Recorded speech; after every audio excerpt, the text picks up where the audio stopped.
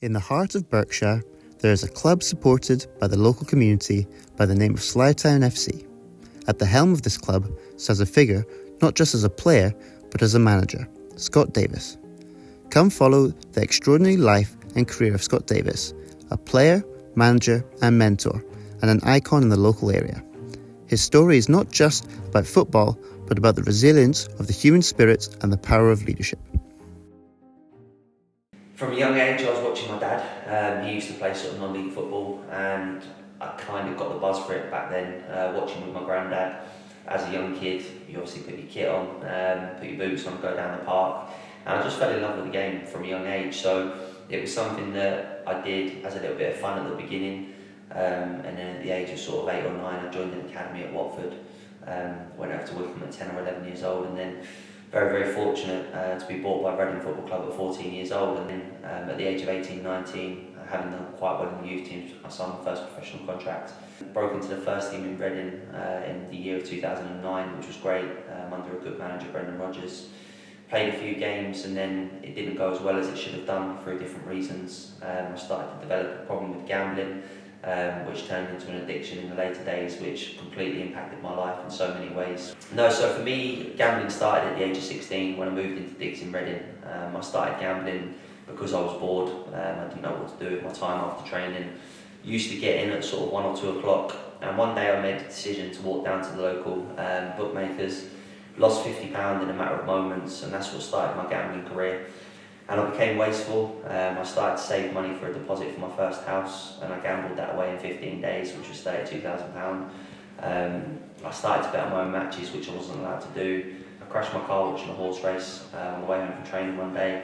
Found myself sleeping in my car after training because I couldn't afford to get home on some days as well. So it became really chaotic. In 2014, I got my comeuppance.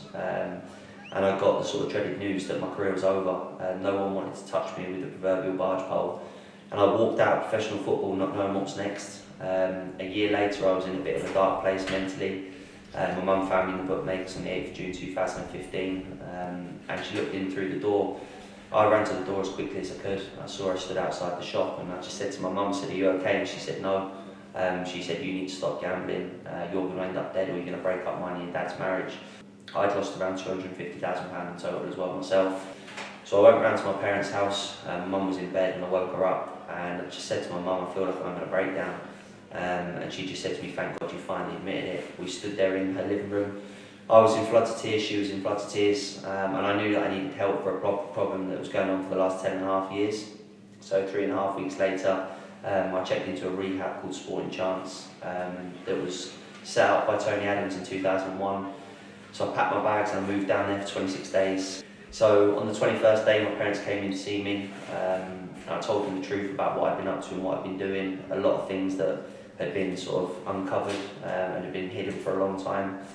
And my parents said to me that day, he said, "It's as simple as this. If you go back to gambling, we're going to disown you." They said, "You've made our life a misery for the last 10 years and you can't carry on like it." And that was probably the words that I needed to hear. So I came out of there on August 1st, 2015, and I knew I had to rebuild my life. I got a job going around to schools and football clubs, telling my story in the hope that I could help other people that might be struggling with gambling-related harm. Over the years now, I've done about 700 sessions in schools, football clubs, businesses, universities, prisons, army. Been all over the world doing it as well. So I've turned a massive negative in my life into a positive, helped a lot of people along the way. After battling and overcoming years of gambling, Scott is now back on his feet and is currently the highest rated player manager in the UK as he joins Slytown FC in March 2018. I do believe I'm the youngest, highest player manager in the league and in England, whatever it might be. So something that I'm strangely proud of. I don't think too many people are doing it because it's really difficult to do both, and I understand that at times I found it tough. There's been times where I've gone home and questioned myself. Yeah, the transition from becoming just a player to a player manager was it was a rude awakening, to be honest. I took over the club as manager in a really difficult situation. The previous managers had resigned, and they actually put my name forward to the club and said that they believed that I could be a good, young, successful manager. I haven't had the success yet. It's something that I believe that I can maybe instill in the group and get in time. But last season we managed to stay up when it looked like all odds were against us. which I suppose can be deemed to be successful. But the biggest change for me is obviously having to manage what were my old teammates, being captain at the time. They've been nothing but respectful, understanding. They've really allowed me to sort of flourish, I guess, in the role, because they've allowed me to do it, and there's been no sort of airs and graces, no animosity from them to me. So it's been really good. The one thing that I would say is it's extremely tiring. There's a lot more work that goes on as a manager. I'm learning every single day. I've got great support around me in terms of the network of people that I've got externally and internally. People here that help me, people outside the group that help me as well. So it's been really learning, I guess, over the last year, and it's something I'm looking forward to do for hopefully many years to come. I think all the staff here that pulled their weight, obviously got Yella, who's the assistant manager, Chris, the first team coach, Wines, the goalkeeping coach, Mark, the kit man, Chico, the physio, but to name a few. I'm extremely well supported, and I'll never forget that, and I try to show that in ways that I express my gratitude to the coaching staff, management team, whatever it might be. So yeah, Tony's so important to me. He's been my sort of go-to within the club when I need advice. He's done the management part before himself, and he thinks now that he's suited to be a good assistant manager, which he is. So yeah, without the people around, I certainly couldn't do the job. Yeah, so I'm the assistant manager, which entails supporting the manager or player manager, Scott Davies, help assisting, implementing the style that he wants to play, assisting with regards to the management of players that have their own sort of individual needs.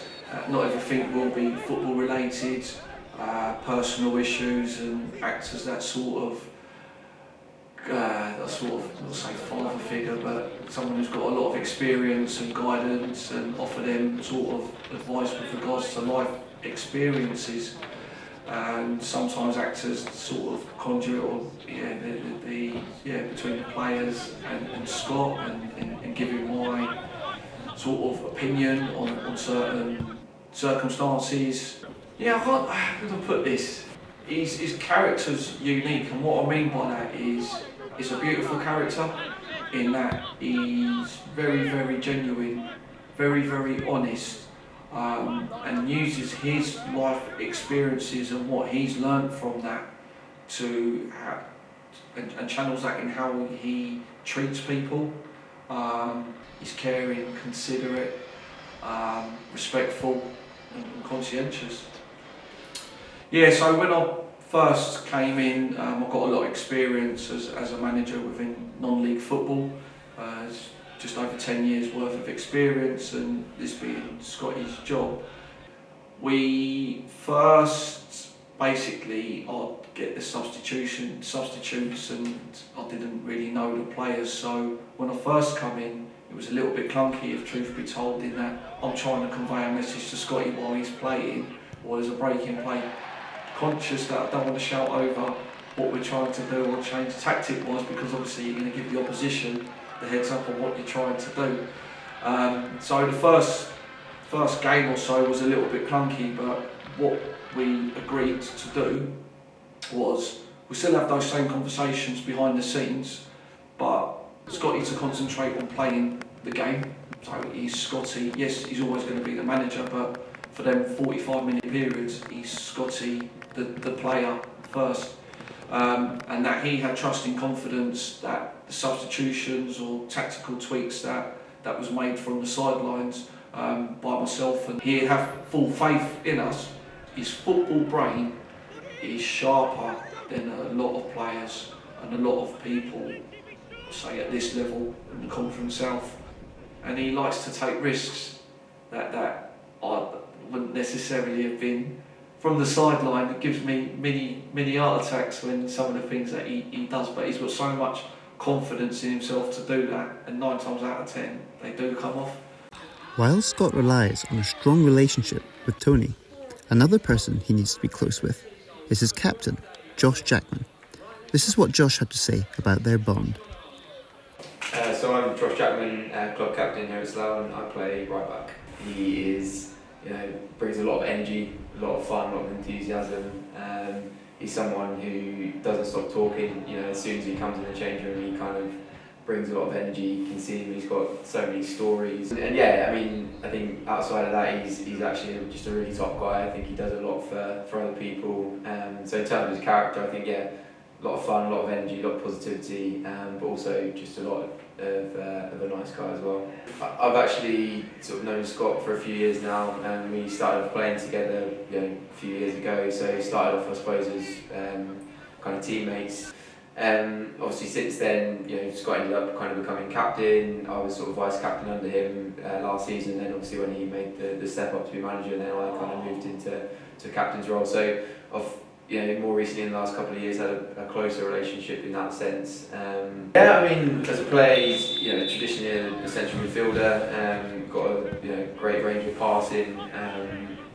Probably less so now, but back in the day, he scored a lot of goals. Great strike on him. But I think his passing is his key attribute. I think I know he also likes to be known for a little bit of pace as well. So kind of now playing a bit more in front of the back four, he can cover around defensively, or even now more recently sort of slotting into a defensive sort of central defensive position, whether that's in a back three or a back four, and kind of using that ability to get on the ball, distributing kind of almost in that sort of quarterback role, pass out, but also have that sort of pace to cover him behind as well. I guess having a player manager is a very different thing. Probably like to see it less often these days.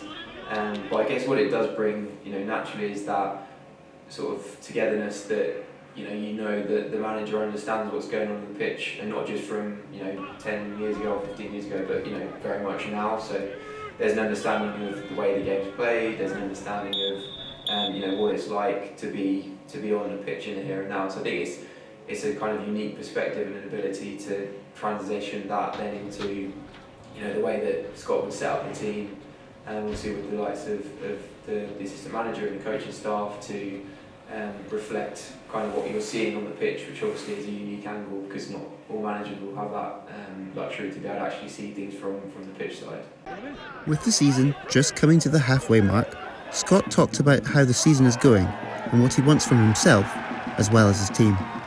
I think for me, in terms of being a player, I have to justify picking myself, so I have to be one of the better players to be able to do that. In terms of being a manager, I try to be fair, that's all I'll ever try and be. I think I've made it clear to the lads that I'll never prioritise my place in the team. It's about me earning it like anyone else. When I'm out on the pitch, they talk to me like a player, but when I'm in the change room, hopefully they treat me like a manager. And I think respect is equal. I think that's the one thing that I've tried to drill into the lads, that I don't want any more respect than anybody else. I think respect is equal across the board. Whether you're a top number 9, if you're a striker, if you're a physio, I think it just has to be equal measure. People talk about philosophy, they talk about identity, but for me I want a hard-working, honest team with quality that play on the front foot. I actually wrote a presentation out at the beginning of the pre-season, and I basically said this is the type of team that we want to be. And it was only this afternoon that I was talking to the management team about it, and I feel like we've ticked those boxes. We've got a team that are honest, hard-working, front foot, difficult to beat, players that can express themselves with no fear of making mistakes. We know we're not going to be the best team in the league, so we try and focus on being the best team without the ball, that we can go and get in teams' faces, win the ball back hard on the pitch. High energy, basically. Being here for sort of almost 6 years now, I've realised now that the fans, all they want to see is a team that are honest, and we're certainly doing that this season, I believe, after the shaky start that we've had. Yeah, the beginning of the season was difficult. We lost 6 out of the first 7 matches, and I think over the last sort of 12, 13 matches we've been playing catch up, and we've caught up really well. I think over the last 11 games in the form guide, we sit 5th in the league. So we've had a lot of games, we've had a relatively small squad as well. I think most of our players now have got over 20 starts, and it's just over after the end of November. So I think we're moving in the right direction, which is pleasing. I'm looking upwards rather than down. There was a lot of questions probably 2 months ago before we went on a good run about what type of team we're going to be. But I think we've shown over the last couple of months that we're a really good side and can compete with anyone on our day.